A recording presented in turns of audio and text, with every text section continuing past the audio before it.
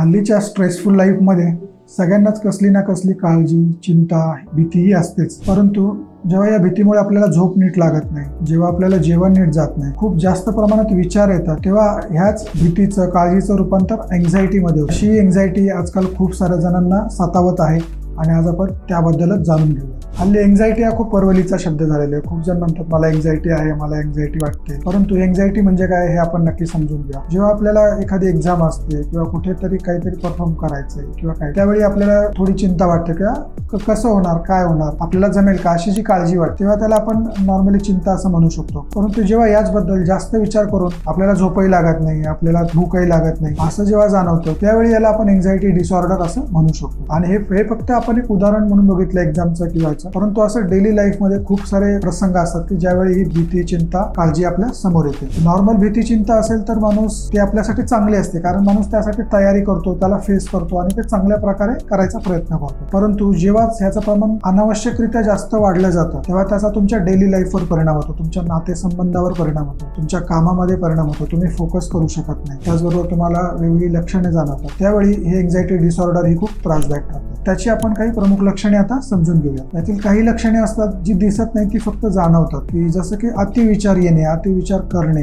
एखाद्या गोष्टीबद्दल, ज्या गोष्टीबद्दल भीती आहे, चिंता आहे, त्याच्या खूप जास्त प्रमाणात विचार येणे, कंटिन्यू डोक्यात ते विचार चालू राहतात, ते एक महत्वाचं लक्षण असतं. त्याचबरोबर अति काळजी वाटणे हे त्यातीलच एक महत्वाचं लक्षण आहे. हे झाले न दिसणारी लक्षण. त्याचबरोबर काही लक्षणे असतात अशी असतात की जी दिसतात किंवा जाणवतात आपल्याला, जसं हृदयाचे ठोके जाणवणे, हार्टबीट वाढणे, बीपी वाढणे, हे एक त्यातील महत्वाचं लक्षण आहे. त्यासोबतच भूक न लागणे, झोप न लागणे, हे त्यातीलच एक महत्वाचं लक्षण आहे की जे आपल्याला जाणवतं, की समजतं. तर ही सगळी त्यातील महत्वाची लक्षण आहेत. याच एन्झायटीमुळे आपल्या बिहेवियरमध्ये, आपल्या वागणुकीमध्ये पण काही बदल होतात, की जसं खूप चिडचिडेपणा येणं, सतत चिडचिड करणं, रागावणं, ओरडणं, हे आपल्या स्वभावामध्ये ऑटोमॅटिक बदल होतात, आपल्या लक्षात येत नाही. त्यासोबतच दुसरं मग महत्वाची गोष्ट होते आपल्या बिहेवियरमध्ये की आपण ज्या गोष्टीची भीती वाटते, चिंता वाटते, ती टाळतो, ती परिस्थितीच टाळायला सुरुवात करतो. आणि हे जेव्हा जास्त प्रमाणात होत जातं, तेव्हा आपल्या कामावर आणि इतर सगळ्याच गोष्टींवर खूप परिणाम होतो. एन्झायटीचे जनरली 3 प्रकार पडतात, की जनरलाइज एन्झायटी डिसऑर्डर, जसं की वेगवेगळे आपले हेल्थ इश्यूज आहेत, फायनान्शियल इश्यूज आहेत किंवा इतर काही प्रॉब्लेम आहेत, ज्यामुळे जी जनरल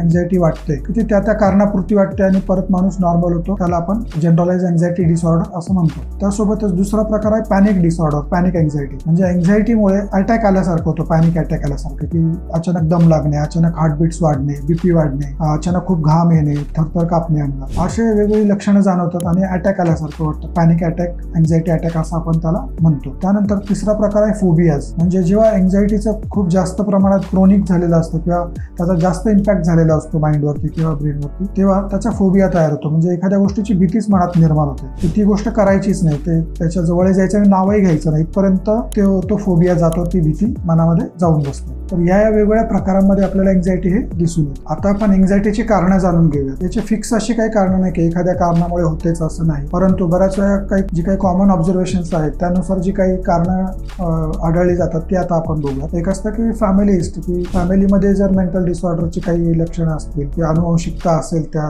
मेंटल आजारांची, तर त्यानुसार एन्झायटी एक जेनेटिक एक कारण असू शकतं. त्यानंतर चाइल्डहुडमध्ये किंवा आयुष्याच्या कोणत्याही टप्प्यावर एखाद्या गोष्टीचं ट्रॉमा झालेला असेल माइंडवर किंवा वागणुकीमध्ये असे काही अनुभव आलेले असतात, त्यामुळे हे एन्झायटी डिसऑर्डर तयार होते. तर अशी काही कॉमन कारणं आहेत. अशा या एन्झायटीसाठी ॲलोपॅथीमध्ये वेगवेगळे उपचार उपलब्ध आहेत. अँटी डिप्रेसंट टॅबलेट्स किंवा स्लीपिंग पिल्स किंवा वेगवेगळ्या प्रकारचे मेडिसिन्स वापरले जातात, ज्याचे टेम्पररी इफेक्ट मिळतो किंवा पाहिजे तसा इफेक्ट मिळत नाही, त्याचे साईड इफेक्टही जाणवतात. परंतु होमिओपॅथीमध्ये याच्यासाठी मुळापासून उपचार केला जातो आणि खूप चांगले रिझल्ट्स आहेत. त्यासाठी कॉमनली वापरली जाणारी काही औषधं आपण आता बघूया. पहिलं महत्त्वाचं औषध आहे अर्जेंटम नायट्रिकम. जेव्हा एखाद्याला एक्झामची भीती वाटते, पब्लिक स्पीकिंगची भीती वाटते, एखादा परफॉर्मन्स द्यायचा स्टेजवर, तेव्हा त्यावेळी जी भीती वाटते, एन्झायटी वाटते, त्यावेळी अर्जेंटम नायट्रिकम हे औषध खूप उपयोगी पडतं. त्यानंतर दुसरं महत्त्वाचं मेडिसिन आहे आर्सेनिक अल्बम, की ज्यामध्ये आपल्याला हेल्थची काळजी वाटते, आपल्या फ्युचरची चिंता वाटते की कसं होणार, काय होणार, यावेळी आर्सेनिक अल्बम हे औषध खूप जास्त उपयोगी पडतं. त्यानंतर पुढील महत्त्वाचं औषध आहे जेल्सेमियम, की ज्यामध्ये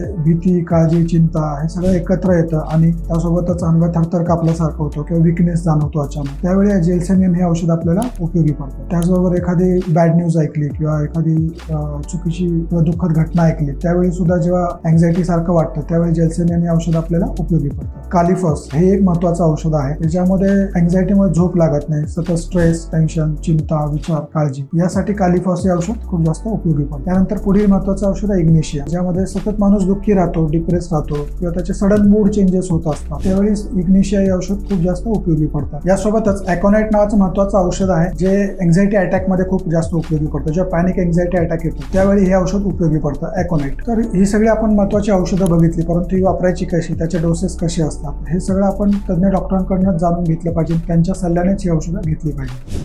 जेव्हा यावर योग्य प्रकारे योग्य पद्धतीने उपचार केले जातात, योग्य डोसेसमध्ये आणि योग्य डॉक्टरांकडून उपचार केले जातील, तेव्हा अँझायटीवर तुम्ही नक्कीच मात करू शकता. त्यासाठी जर तुम्हाला सल्ला हवा असेल, ट्रीटमेंट हवी असेल, कन्सल्टेशन हवं असेल तर खाली दिलेल्या नंबरवर तुम्ही व्हॉट्सअपवर मेसेज करून किंवा कॉल करून कॉन्टॅक्ट करू शकता. थँक्यू.